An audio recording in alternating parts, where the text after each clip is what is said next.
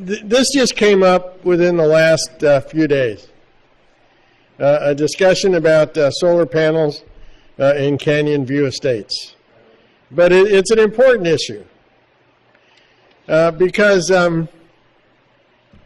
it took so long to get a resolution. So this is what the hillsides looked like before solar panels. You might remember what they looked like. And look at how steep those hills are to the homes that are right below it. And then all of a sudden it became to look like this. So there were a lot of questions that got asked when that started. And we didn't get a lot of very good answers because there were some pictures. I remember I brought some pictures here that showed the angle of some of the solar panels right into the backyards of some of the individuals. And this is all the way back in June of 2017. So we're talking a year ago. And they said, okay, it's being started to be covered in solar panels. This was an article in the Signal, and it started about 3 months ago. So it was, it's over a year. And the property manager said it was being done with the residents' best interest in mind. I don't really know how that was possible, but that's what he said. So at the same time, we started to question the city, if you remember, as to how can this possibly happen. And they gave us the answer that said, well, you know what? It turns out that mobile home parks, manufactured home parks, are governed by the state, not by the city. We don't have any jurisdiction. Matter of fact, the question you just asked, we said call code enforcement. I don't know whether code enforcement can do anything because they don't have any jurisdiction. They've told us that I don't know how many times. And besides that, I didn't drag back this article, but when this was all happening, and the city got asked originally what the deal was, they said, "Oh, well, we sent an inspector up to the construction sites to make sure they had the proper permits," and they did. So we left. Everything was fine. Well, it is the California Department of Housing and Community that actually has this official notification of whether or not they can approve these. It's getting to a point now where every time that we start talking about these things in California, we end up with another group of unelected bureaucrats that go make these decisions for us with no recourse, because that's the way our laws have been set up. But in this case, that wasn't true. If you remember, I went and I grabbed the application, the form that they use. And I went on their website and I looked at the process, and I saw that in the process they were supposed to go to the local agency, that's us, and determine whether or not these things met all of our requirements as well. And they didn't do it. So what happened is that they looked at it and they said, well, we don't really see a health and safety issue, but in that process that they said, and they had on their website, says one of the most important things to look at is look at grading and look at drainage, and get local building and safety to agree that it's not going to become a safety issue. And that section of the actual permit that got approved was blank. They never went to the city. The city never went to them and insisted upon it. So they said, you know what, we don't see a health and safety issue when they were reviewing it, and we're very concerned about the safety of the residents. Of course they are. And the department will now send out an inspector to determine if there are any safety or health issues. I don't know that ever happened. I don't remember ever seeing anything that said they sent it out, they sent these people out, they looked things over, and they made a determination. So it was very interesting because I kept asking a simple question. I asked it over and over and over again. Are all those solar panels inside the entitlement of the mobile home park? Or are they on the outside of the mobile home park? And what do you think the city people told me? Said they don't know. Well, wait a minute. How can the city not know where they have jurisdiction or they don't have jurisdiction? Remember, the city said, we sent people up there, and they claimed that they had the necessary permits. How would you know that if you don't know who the jurisdiction is that's supposed to approve the permits? Well, all of a sudden, the city of Santa Clarita decided that they were going to send a notice of violation to CanyonViewEstates because they installed the solar panels without all the required permits. Well, wait a minute. Now they're saying that some of those solar panels are outside the entitlement of the mobile home park, as well as inside, so the ones that are outside, you'd have had to come to the city to get a permit, and there were no city permits. And it's interesting because for the last year, every time I've seen Tom Cole, and I normally see him at council meetings, I said, Tom, did you get the information about what the boundary of the entitlement for the mobile home park is?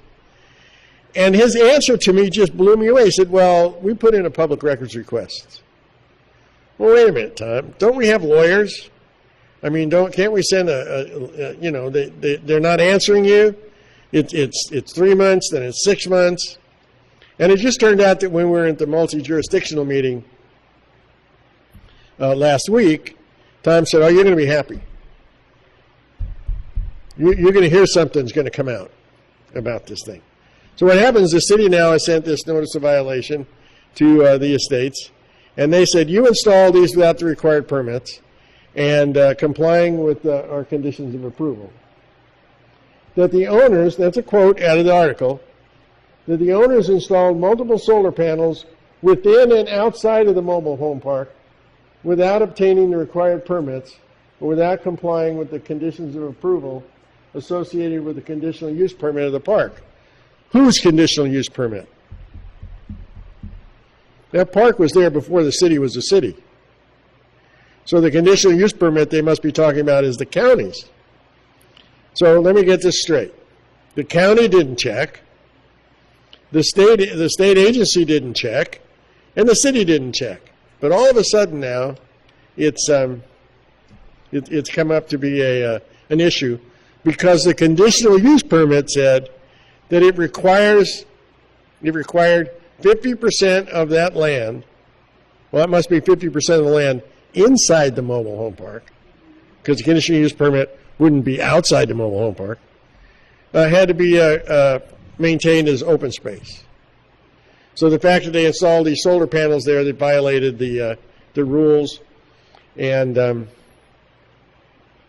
this is an issue that arises from land use perspective, said Kevin Strauss, communications specialist for the city. Good job, Kevin. Only took you a year to figure it out. And I don't understand. You know, you go and you talk to them. I remember taking that application form, standing at the podium, showing it to them and saying, "How come you guys didn't fill this out?" And them looking at me like I just had deer in headlights because they didn't know it existed. Yes. I just think that we all owe you a great big thank you because you have persevered on hopefully eliminating this horrid eyesore from our community. And I've heard you at City Council different times talking about it. And I want to thank you, and I think we all need to thank you very much. Thank you. Well, now what they're saying is that they've worked with the state agency, and the staff got together and they reviewed the materials in regards to solar panels conditional use permit, and the permit was originally issued by the county because it was done before the city was a city, and that the CanyonViewEstates should have sought some additional entitlements. So they would have had to go back modified their conditional use permit, they would also have had to go to the city and get some permits, of which they did neither. Well, this is what generates success. The community kept this issue alive for over a year. I mean, I'm sure I'm not the only one that kept asking about it, right? But the fact that you do keep asking about it, that you know that something's wrong, you know that there's an issue, and it demonstrates that the information officers that we talk to from the city, from the state, their job is to protect the municipality.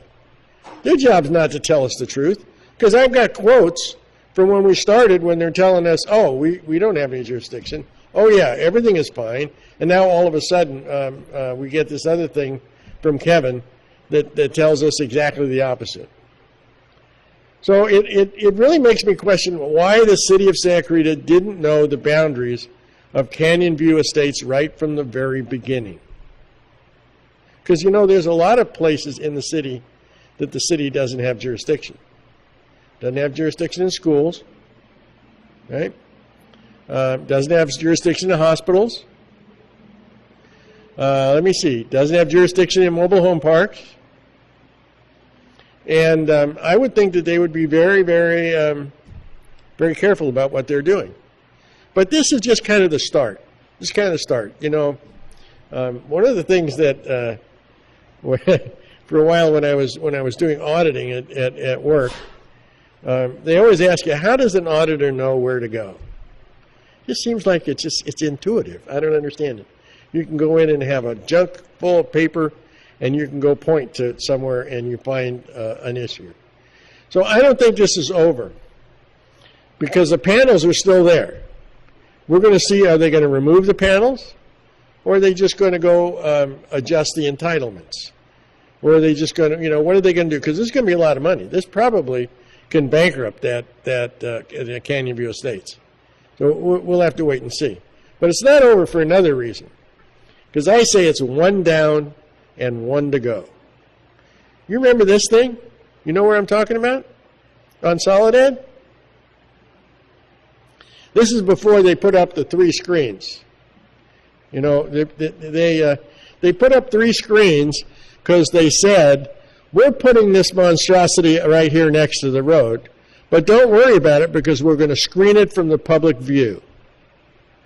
And what do you think I've been asking for the last year and a half? When are you going to finish? They put up those 3 screens in every multi-jurisdictional meeting we go to. I say, when are you going to finish? What's the plan? And it's almost like, you know, the teacher asking you about your homework and the dog ate it, or, you know, something happened. It just, so at first, a year and a half ago, we were getting a story that, oh, we're working on a plan. You know, the fire department, we were going to screen this whole thing with trees. We're going to put trees all around it, big high bushes, and you'd never be able to see it. Well, if you look at part of the front of this, it's cement. I don't know how they were going to plant the trees in the cement. Maybe they were going to put it in boxes. I don't know. But they said we can't do it. The fire department said we can't do it, so we can't do it. All right? So I said, what's plan B? And every time I ask the question, every 3 months I get the same answer. Well, you know, the fire department said that we couldn't plant trees there. Then, hey, you told me that already. I know that. What are you going to do? So every time except the last time I went there, when the vice president of Whitaker Burmine is there, he says, oh, I think it looks just fine. I think it looks just fine, and I don't see any reason. We're not going to do anything more. Really.